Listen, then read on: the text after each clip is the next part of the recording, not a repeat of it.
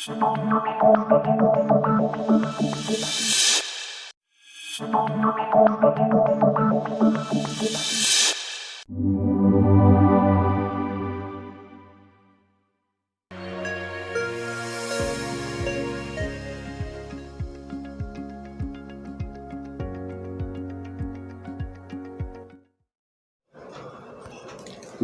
દર્શક મિત્રો, આજે સિને સરિતામાં 1932માં શરૂ થયેલો ગુજરાતી ફિલ્મ ઉદ્યોગ 1970ના દાયકાથી જેસલ તોરલ ફિલ્મથી ગુજરાતી ફિલ્મનો સુવર્ણ યુગ શરૂ થયો તેમ કહી શકાય છે।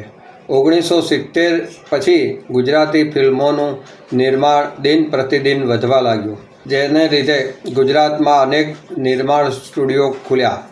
આ સ્ટુડિયો ખોલવાની સાથે સાથે જ ગુજરાતી ફિલ્મોમાં ગુજરાતના શહેરોના અમદાવાદ, વડોદરા, સુરત, રાજકોટ જેવા શહેરમાં રહેતા કલાકારોને પણ ગુજરાતી ફિલ્મમાં અભિનય કરવાની તક મળવા લાગી। તો આજે આપણે અમદાવાદમાં જ સ્થિર થયેલા કલાકારોએ ગુજરાતી ફિલ્મોમાં યોગદાન વિશે આપણે વાતચીત કરીશું, જેમાં આપણે અમદાવાદની અભિનેત્રીઓ વિશેની આજે વાત કરીશું। અમદાવાદમાં અનેક અભિનેત્રીઓએ ગુજરાતી ફિલ્મોમાં પોતાના અભિનય દ્વારા લોકપ્રિયતા હાંસલ કરી છે, પણ જેમાંથી અમુક અભિનેત્રીઓએ તો પ્રથમ ભૂમિકા એટલે કે મેઇન હિરોઈન તથા સેકન્ડ હિરોઈનની ભૂમિકામાં પણ સફળ રહ્યા છે। તેવી અભિનેત્રીઓની આજે વાત કરીશું, જેમાં પ્રથમ આવે મલ્લિકા સારાભાઈ। મલ્લિકા સારાભાઈ એક વૈજ્ઞાનિક પિતા અને માતા નૃત્યાંગના મૃણાલિની સારાભાઈ અને વિક્રમ સારાભાઈની પુત્રી એ મલ્લિકા સારાભાઈ। તે પોતે પણ સારા કથક નૃત્યના જાણકાર હતા।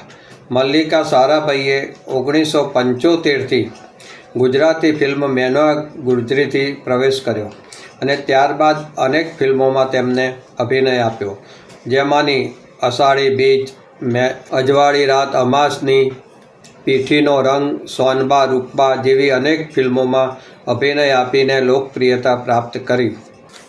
આ પછી આપણે વાત કરીએ તો ગુજરાતની જાજરમાન અભિનેત્રી જયશ્રીબેન પરીખ, જેઓએ ગુજરાતી અનેક ફિલ્મોમાં કામ કરેલું છે। તે ઉપરાંત અમદાવાદમાં પોતાની નાટ્ય સંસ્થા શ્રીરંગ દ્વારા પણ અનેક નાટકો પણ રજૂ કર્યા છે।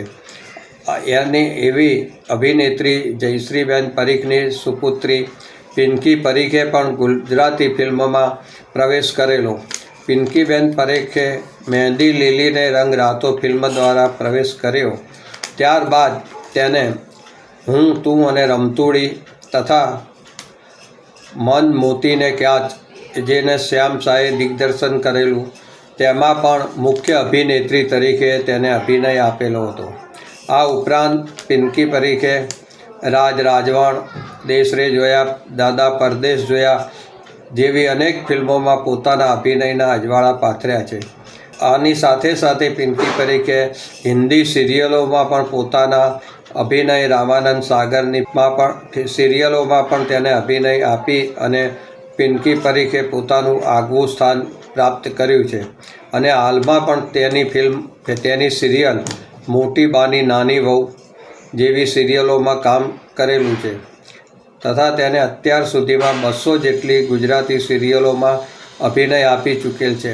આવા એક સક્ષમ અભિનેત્રીને પણ પોતાનું અભિનય દ્વારા ગુજરાત અને અમદાવાદનું નામ રોશન કર્યું છે। તો દર્શક મિત્રો, હવે આપણે બીજા એપિસોડમાં અમદાવાદની બીજી અભિનેત્રીઓ જેવી કે જયશ્રીબેન પરીખ, જે પ્રાંજલ ભટ્ટ, એમાં મહેતા, જયમિની ત્રિવેદી, ભાવિની જાની તથા અન્ય અભિનેત્રીઓ વિશેની વાત આપણે કરીશું। જય જય ગરવી ગુજરાત। આ છે ગુજરાતી ફિલ્મનો ઇતિહાસ। સિને સરિતાના પ્રાયોજક છે Ruku herbal products, gold hair oil અને ડાયમંડ મસાજ ઓઇલ।